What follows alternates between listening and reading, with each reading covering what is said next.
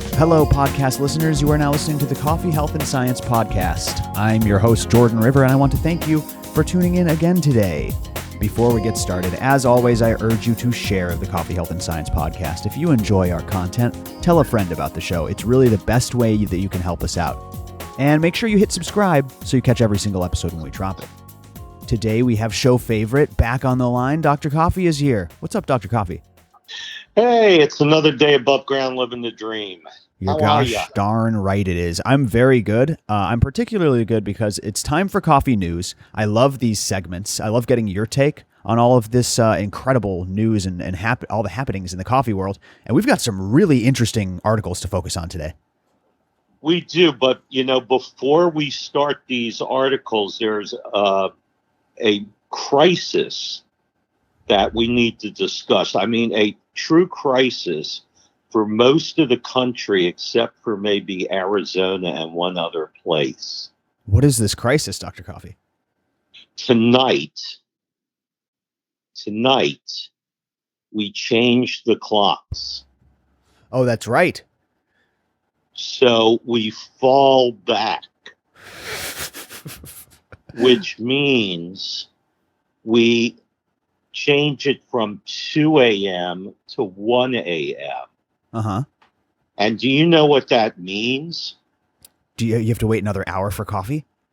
1 hour less to drink coffee. I knew it. I can't freaking believe I've got to go through this again.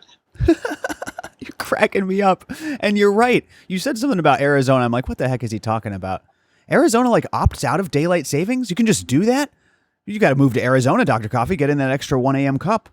I know. It's like every time this year I'm either I'm going to move to Arizona or I'll just put in an IB. So I'm opting for the IB this year. So you're on your own kind of internal coffee clock. You don't play by the laws of man, much like Arizona. I thought that was like defying the king, but you can just opt out. So there you go. Yes. Well, Listen, man, I think that you'll be okay. I hope you'll be okay. We'll see. He'll keep us up to date, of course, on the health effects of 1 hour of less coffee. But this first article we have, you should be worried about much more than just that 1 hour. We talk about the climate change threatening coffee production. We talk about the fragile supply line. We've talked about coffee just going away in a couple different scenarios, or at least becoming very, very rare. This first article may change that, man. Really excited to get your take on this from GCR Mag, and you'll find this published all over the place. This story is blowing up, but the world's first lab-grown coffee has been achieved, and it's got a sustainable outlook. And so, again, even if we do run out of some of these coffee farmlands, maybe you'll still be able to get a cup from the lab. What do you think about this article where they're taking coffee cultures and making it into a kind of pre-ground coffee substance that mimics coffee? So, we've talked about this in a little bit months and months ago when they were first talking about doing lab-grown cultures. At that point, I came up with a business plan to compete against them because, first of all, this is Finland. So Finland is like a socialist country. And now apparently they're taking lab-grown coffee seriously, too. And I'm going to start a company called Beyond Coffee. What do you think of that name? I think it goes nicely with all the other, kind of Beyond Meat products. I don't know, though, Dr. Coffee. I'm a little surprised that you're so on board. When you take a look at the process itself, they're not growing coffee beans. They're starting with like a culture. They keep it in a big steel container and it turns into this broth. And then that broth is filtered and a kind of grainy substance is left at the end. But it is coffee, but it's not coffee beans. It's not coffee. It's not coffee. It's lab grown coffee culture. Mm-hmm. They dry it. They grind it. They create it into something that mimics coffee in taste, but it's not coffee. Mm-hmm. Now, I have a problem with it, and let me explain why. I don't know that, and I'm not a deep enough thinker to really understand this. But I don't know that the future of the world is going to be based on lab grown stuff. I think vertical indoor farming is going to become a much more sustainable program. And I'm going to tease right now that the great Jordan and the great Dr. Coffee are collaborating on a book. Absolutely. On growing your own food. Absolutely. I'm so glad you brought this up. I do think that that's an easier way and just a more sustainable and better way to kind of insulate our food supply system, which is just to grow our own. Because you're right. Are the lab grown products really going to keep up with the demands of an entire society? Maybe. I don't know. Like you said, I can't answer that question because I'm not an expert, but it seems like it would be easier to just start, growing things at home. Coffee, you can't grow everywhere, but I still see what you're saying. I understand what you're saying. Well, I don't know that that's true that you can't grow coffee everywhere, because if we take a country, let's say Singapore, there's no land. You can't build laterally in Singapore. And I think they import most of their food items. Sure. So for Singapore to build a vertical farming system in buildings with the climate and pesticide control, where you don't have to use all sorts of pesticides and hormones to grow things, and to be able to grow it vertically, which means that you can have a skyscraper full of food. Right. I think at the top of the skyscraper, you could mimic conditions using the right acid in the soil and the right atmosphere. The elevation. Yeah, the elevation, where you can get you could build a microclimate and grow coffee. Wow. Very interesting, man. I really like that vision. I'm happy to be helping. So you and I are going to talk about growing the coffee tree in the tent in our book. Yeah, for sure. So I think I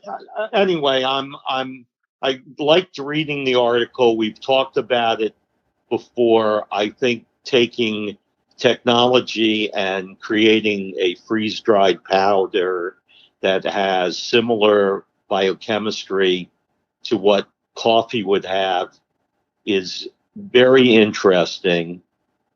I think that they can change the taste a bit using chemicals. I think that they can add caffeine, so you can have the predictable amount of how much caffeine you want in the end product.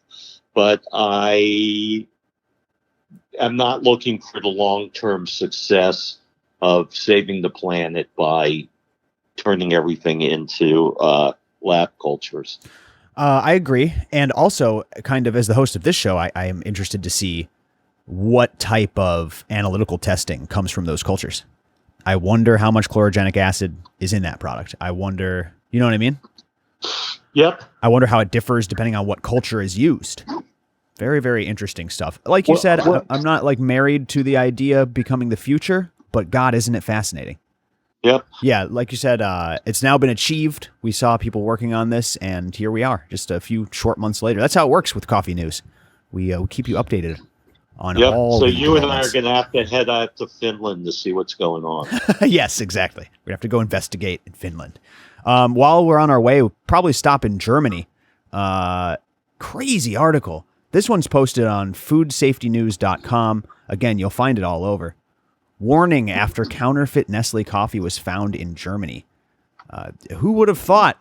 You go pick up some Nestle coffee, some Nescafe in Germany of all places, and apparently it's been found that it's counterfeit and may contain foreign objects. We've heard of other counterfeit coffee stories, but this is a big one, man. This is being sold in a very, highly regulated area, such as the European Union. I almost called it the United Union. The European Union and Germany specifically. Pretty crazy when I see these stories of fake coffee. Well, counterfeiting product is a big deal. I don't know where it's coming from, and I'm not sure they're sure where it's coming from. Mm-hmm. But we do know that counterfeiting product is a big deal. Everything from Gucci bags out of China to fake food items. And the latest is Nescafe, which is a very popular dried coffee and instant coffee. It's used the world over. And some counterfeiters have laced it with chemicals that shouldn't be in there. And they sent it off to Berlin, where it's been sold in regular big stores. It's wild. You don't think that it can happen, like you said, winding up on the shelves of your local, Wallenmart or whatever they're called over there. But it does happen. Coffee is a big industry, and people are going to kind of cheat to make more money anytime there's big money in a big industry. Now, counterfeiting is one thing, right? Mislabeling. Maybe it's a lower quality coffee. But what blows my mind is when they start stepping on it. We saw that article a couple months ago about some Vietnamese counterfeiters, and they use things like soybeans. Remember that? They're just using other products to kind of cut their coffee. It's really wild. I'm going to disagree with you terminology wise, and I may be wrong here. Oh, please. Which is okay, because I was wrong once before in life. But then I found out I wasn't. So I was. So you ended up winning. It was a dilemma. So I think when we're talking about the term counterfeiting, we're really talking about taking a product name, a name brand, in this case, Nescafe. In other cases, there have been chocolate brands that have been counterfeited. So I remember, what's the one out of San Francisco, the chocolate brand here in the United Ghirardelli? States? Yeah, Ghirardelli. I remember there was a whole batch of counterfeit Ghirardelli chocolate that went out for the holidays a few years back. So what I think counterfeiting is when you take a name brand and you slap a name brand label on something that's not the name brand product. Right. I agree. That's kind of what I was saying at the beginning of that last riff. It's one thing when you're just mislabeling it, but even in this article, it says, it goes right along with it. If you're dealing with clandestine, ripped off products, you're not going to have the same regulation. So even in this one, it says the Nestle brand coffee found in Germany may contain foreign objects, which just made me think back to the Vietnam thing where they were literally not using coffee in their coffee. But you're right. I do see the difference of just, hey, I'm going to mark up my crappy coffee by putting a different label on it. But then it's another step to say, I'm also going to add chopped up soybeans or whatever. Yeah, so you and I did an article many moons ago, in which they were calling it Jamaican Blue Mountain coffee, and it wasn't. Right. It had like 2% Jamaican, or was it Kona? Kona. It's the Kona. Kona. Yeah, the Kona conspiracy. The Kona conspiracy. So they had what they were calling Kona coffee, which wasn't. It was an Arabica coffee from somewhere else that they just put a Kona label on. So that's misleading, but that's not counterfeiting a brand. I guess Kona can be a brand in and of itself, but this is Nescafe. Yeah, right. This is Ghirardelli chocolate. It's a trademarked. Yeah, you're right. Yeah, so I think this is horrible. I think this is a bad. How does that even work, though? I'm sorry, and I don't want to linger on this too long, but how does this even work? You run a big box store. You have your supplier for Nescafe. When you want to re-up on something, you end up calling your guy, whoever your representative there with the supplier is, and you go, hey, I need more Nescafe, or it's all bundled together, right? How is it like, I'm the new Nescafe guy? You know what I mean? Like, what? Yeah, I don't know that's the How does that even work? Nescafe guy. I think that, we're seeing with supply chain issues right now where people are having trouble getting their supply chain. So if you're a jobber and you're going out and looking for Nescafe and it's not readily available and somebody says, oh, I have a truckload of it, here. You nailed it. And it's even in a nicer new bottle. with a different label on it, and right. And it's got a new, EU code number on the side. Right. I mean, it's really a horrible thing, this counterfeiting that's going on. That is a really good point. That's probably exactly what happened. It's not a problem if it's just flowing in like I described, but it was probably supply chain issues where you switch suppliers, you switch the route of where you're getting your coffee. Super interesting, man. And there's probably a lot of this stuff out there. Anyways, be careful out there, German listeners. I'm sure we got a couple of you, but you probably shouldn't be drinking Nescafe anyways. I don't want to step out on any brand here. I'm not sure how that one tested, but be careful, because if you're drinking Nescafe, then it might even be fake. Yeah, by the way, do you know I did an article on this one, I think it's the 10 most counterfeited food items. Oh, I've never seen this. You should send me that article. Give us the breakdown. Do you remember the top 3? Okay, so olive oil was number 1. Oh, I've heard that. Right. Yeah, so apparently there's not as many virgins in the world as we think there are. Jesus, Dr. Coffee. Just saying. Just saying. And I know honey was up there. Oh, good one. Honey was number 2 or 3 or something. Imitation crab. Sure. Parmesan cheese. Mm-hmm. That all makes perfect sense. Yeah. I know for the honey, the big one was, what's the one out of Australia or New Zealand? Manuka. So Manuka honey is scammed all the time. Oh, wow. And I know truffle oil is scammed all the time. Wow. What's really interesting in the kosher certification circles, part of the reason to buy things that are kosher certified is the rabbis will check the source prior to certifying it as kosher. So if it's a virgin olive oil or an imitation albacore crab meat, then it really is. There's truth in labeling with kosher certification. He's flying out to check on that imitation crab. Well, it has to be abalone or whatever they use. That's a kosher fish, and you can't have crab as part of kosher. Rabbi approved, man. That is fascinating. Okay, let's move on here. We got a couple more articles. Yeah, just on time. This one was interesting because, I see an article titled "The Healthiest Cup of Coffee." I'm clicking that thing about as fast as I can. What's going on here? You know what I mean? Is somebody breaking down chlorogenic acids? This wasn't exactly that, but I was still really, really interested. From wellandgood.com, this new anti-inflammatory coffee line packs way more health benefits than the average cup. And I'm like, what? Let's find out what they're doing here. Turns out they're mixing a lot of different beneficial herbs, really anti-inflammatory herbs. I want to say things like cardamom and turmeric is in there. It's a line of coffee, so they mix it up.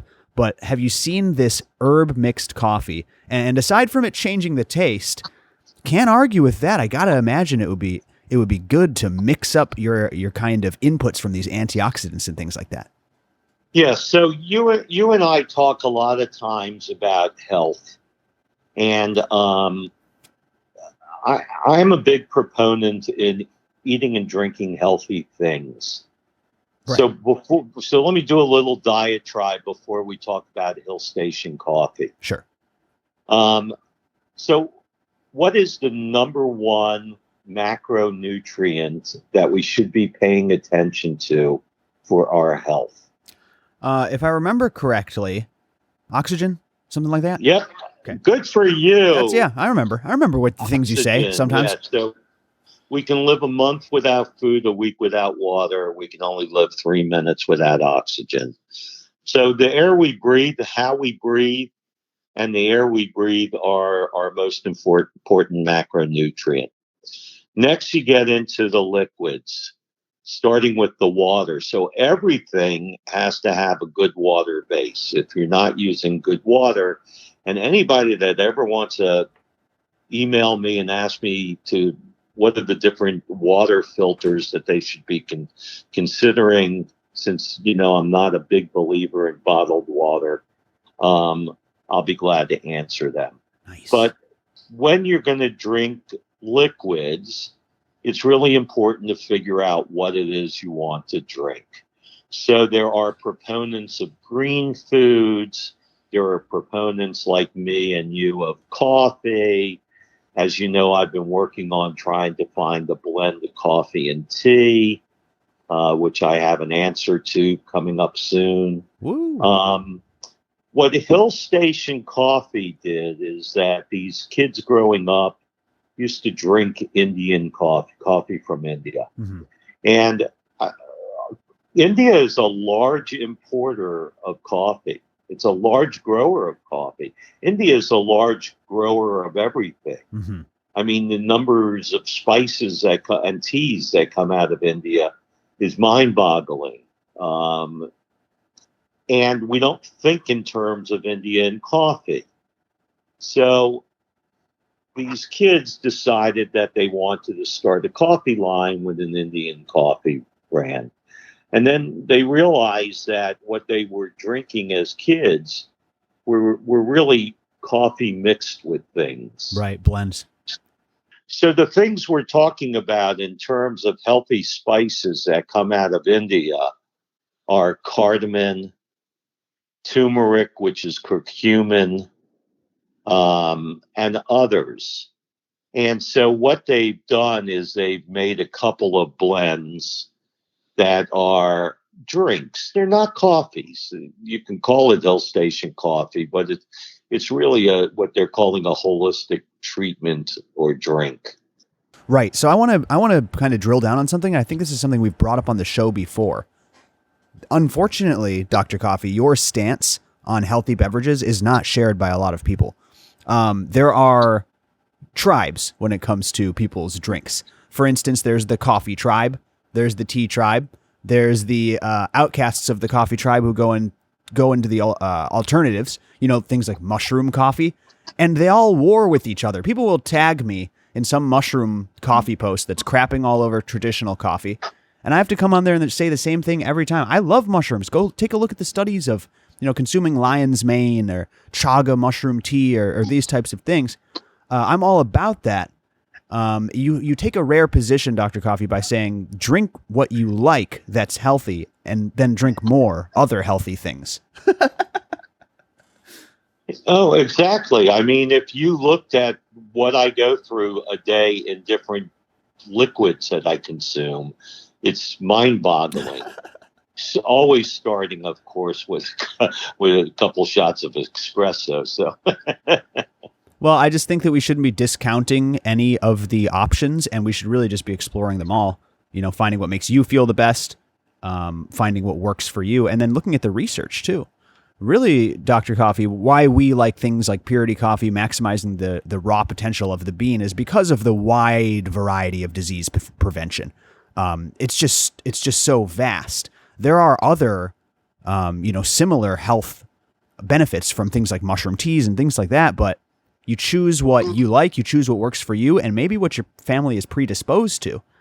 It's all very interesting, and coffee just covers so many bases that it's such an easy thing to recommend for disease prevention.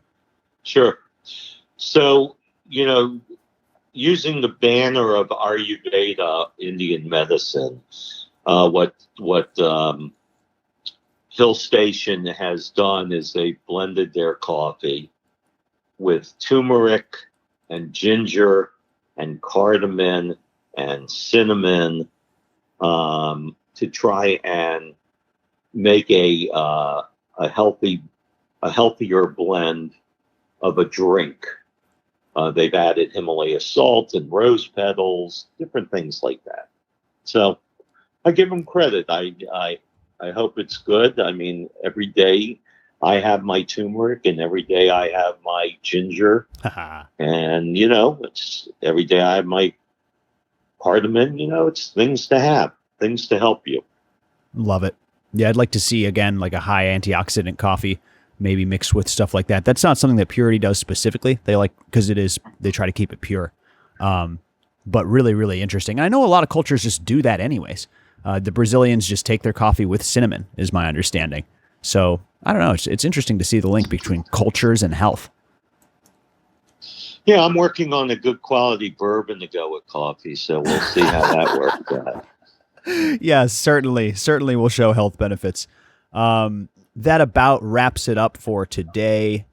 That's all that we'll do for now, everybody. Dr. Coffee, thank you for this coffee news exploration. You are welcome. This was really fun, and I think I'll go have a sip of something. Some bourbon. Doctor approved. Dr. Coffee approved. No, go have yourself some Purity coffee, man. And same to you, listener. We shall see you next time on the Coffee, Health, and Science podcast. This is Jordan River and Dr. Coffee signing off, saying have an extraordinary day, everybody. Bye-bye.